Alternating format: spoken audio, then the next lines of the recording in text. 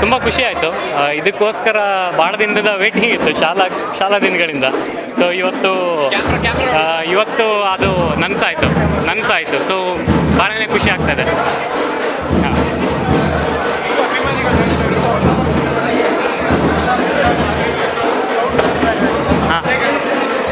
ಇಲ್ಲ, ಅದ್ರ ಮೇಲೆ ಡೀಪಾಗಿ ಏನು ಯೋಚನೆ ಮಾಡೋದಿಲ್ಲ. ನಾವು ಎಲ್ಲ ತಪ್ಪು ಮಾಡಿದ್ದೀವಿ ಅನಿಸುತ್ತೆ. ಅದೇ ಒಂದು ರೀಸನ್ನಿಂದ ಜನ ಬರ್ತಾ ಇಲ್ಲ ಅಂತ ಅನ್ಬೋದು. ಬಟ್ ಒಂದಲ್ಲೇ ಒಂದಿನ ಟೈಮ್ ಚೇಂಜ್ ಆಗುತ್ತೆ. ಪ್ರಯತ್ನಗಳು ನಡೀತಾ ಇರಬೇಕು. ಹಂಗಂತ ನಾವು ಸುಮ್ಮನೆ ಕೂಡೋಕ್ಕಾಗಲ್ಲ. ಮತ್ತು ನಮ್ಮ ಪ್ರೇಕ್ಷಕರನ್ನ ದೂಷಿಸೋಕ್ಕಾಗಲ್ಲ. ಅವರಿದ್ರೇ ಸಿನಿಮಾ. ಸೊ ಒಂದಲ್ಲ ಒಂದಿನ ಇದು ಚೇಂಜ್ ಆಗುತ್ತೆ.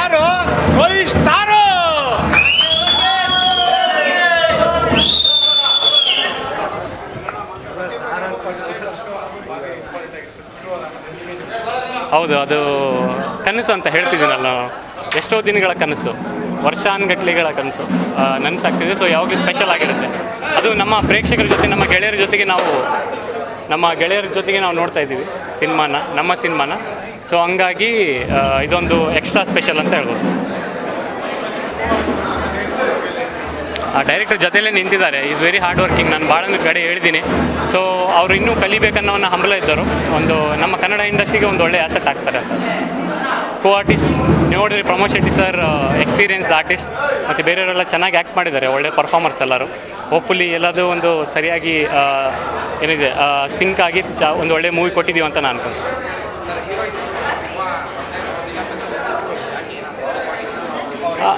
ಪ್ರಾಬ್ಲಮ್ ಅಂತ ಏನಿಲ್ಲ. ನಾವು ಇನ್ವೈಟ್ ಮಾಡಿದ್ವಿ. ನಾನು ತುಂಬ ಬ್ಯುಸಿ ಇದೆ, ಯಾಕಂದರೆ ನಾನು ಟ್ರಾವೆಲ್ ಮಾಡಿ 2 ದಿನದಿಂದಲೇ ಬಂದಿರೋದು. ನಮ್ಮ ಡೈರೆಕ್ಟ್ರು ಅಪ್ರೋಚ್ ಮಾಡಿದ್ದಾರೆ.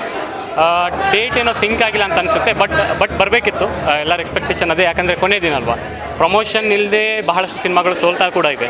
ಸೊ ಆ ನಿಟ್ಟಿನಲ್ಲಿ ನಾವು ಒಂದು ಗ್ರೂಪ್ ಆಗಿ ಪ್ರಯತ್ನ ಮಾಡಿದರೆ ಕಲಾವಿದರನ್ನ ಸೆಳೀಬೋದು. ಈಗ ಸರ್ ಕೇಳಿದ್ರು, ಫಸ್ಟ್ ಕ್ವಶನ್ಗೆ ಆನ್ಸರ್ ಇಲ್ಲಿನೂ ಬರುತ್ತೆ. ಯಾಕಂದರೆ ಪ್ರೇಕ್ಷಕರು ಬರ್ತಿಲ್ಲ ಅಂತ ಪ್ರೇಕ್ಷಕರನ್ನು ದೂಷಿಸೋ ಬದಲು ನಾವು ಕಲೆಕ್ಟಿವ್ ಆಗಿ ಎಲ್ಲರೂ ಸೇರ್ಕೊಂಡು ಎಫರ್ಟ್ ಹಾಕಿದರೆ ಐ ಥಿಂಕ್ ಚೆನ್ನಾಗಿ ವರ್ಕ್ ಆಗುತ್ತೆ ಅನ್ನೋದು. ಬಟ್ ನೋ ಪ್ರಾಬ್ಲಮ್, ಅವರು ಸಪೋರ್ಟಲ್ಲಿ ಇದ್ದಾರೆ. ಯಾವಾಗಲೂ ಚೆನ್ನಾಗಿಯೇ ಆಶಿಸ್ತಾರೆ ಅಂತ ನಾನು ಅನ್ಕೊಂಡಿದ್ದೆ. ಮೊದಲನೇ ಸಿನಿಮಾ ಎಲ್ಲ ಒಬ್ವಿಯಸ್ಲಿ ಖುಷಿಯಾಗಿರುತ್ತೆ, ಭಯ ಅನ್ನೋದು ಒಂದಿರುತ್ತೆ. ಸೊ ಖುಷಿ ಇದೆ ಸರ್, ಪರವಾಗಿ.